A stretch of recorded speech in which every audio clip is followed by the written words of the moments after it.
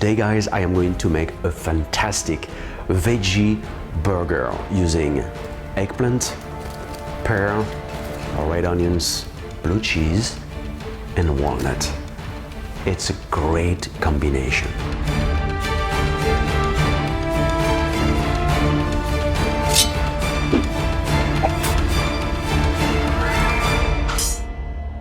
When it comes to hamburger buns, I would definitely buy them in one of these local bakery that you trust. Otherwise, of course, the best option is to make your own. To do so, go to brunoskitchen.net and click on hamburger buns. In your life, it's all about buns and roses, right? Welcome to the jungle, baby. Let's talk about eggplants. I prefer using the Japanese version, but the other kinds are perfectly fine. There's different ways of cooking eggplants. The easiest way to cook eggplants is to deep fry them. The only problem is that eggplants absorb a lot of fat. It's like a sponge. So you're gonna end up with something soaked in fat.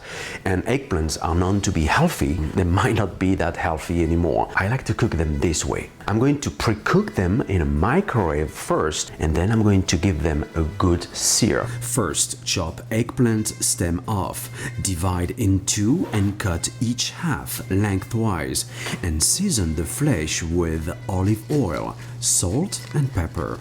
I'm gonna salt them just like that. I'm gonna add 1 tablespoon of water. That's it. I'm going to seal it tight with a plastic wrap, and I'm going to microwave my eggplants for about 6 minutes. And then I'm going to sear my eggplant in a hot pan with a drizzle of olive oil. And towards the end, I'm going to add some balsamic vinegar to extract even more flavor. I mean, look at the color. Now, this is what I am talking about. The caramelization, it's just stunning. And completely cooked through. Look at that. Wow, this is amazing. Next, I'm going to make my red onion marmalade. For 4 hamburgers, you might need about 2 onions. So of course you need a good, sharp knife. There's nothing more dangerous than a dull knife. So you want to have your knife sharp all the time. And then you're gonna slice your onions. I'm gonna add a drizzle of olive oil, some salt, and then I'm going to cook this covered for some time, and then I'm gonna caramelize them later, uncovered. So my red onions has been cooking for 15 minutes. It smells so good here, it's incredible. I'm going to remove the lid and deglaze with some red wine vinegar. So you can see the onions is turning into a marmalade. The liquid is completely absorbed by the onions, and then now it's gonna start to caramelize. The taste of the onions is going to be fantastic, and that's what you are looking for. A hamburger, it's so much better when using an onions that has been cooked or caramelized or pickled than raw. You know, raw onions, obviously it's too strong, but that's my taste. Next, the pear. Cut each pear in 4 and remove the core.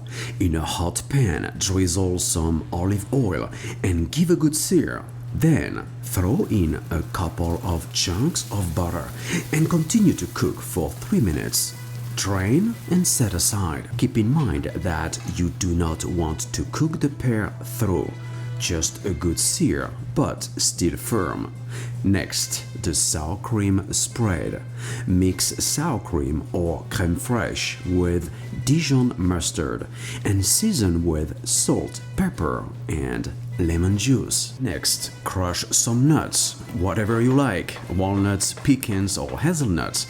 It's your choice. It looks like everything is ready, except one of the most important thing: toasting the bun over a greased hot pan or in the oven. I'm gonna spread some of the sour cream and Dijon mustard on the bottom of my hamburger. Then a couple of greens, just optional, but much nicer with. Then overlap the roasted eggplant, blue cheese or roquefort or gorgonzola, red onion marmalade, and cut, by the way, each pear quarter in half and use 3 slices per burger. At this juncture, the burger can be placed under the broiler to allow the cheese to melt. I hope guys you'll enjoy this vegetarian hamburger episode. To get the full recipe, well, go to brunoskitchen.net and please subscribe, like me on Facebook and follow me on Twitter, Instagram and Pinterest. Look at this beauty. Wow. I mean, this is something.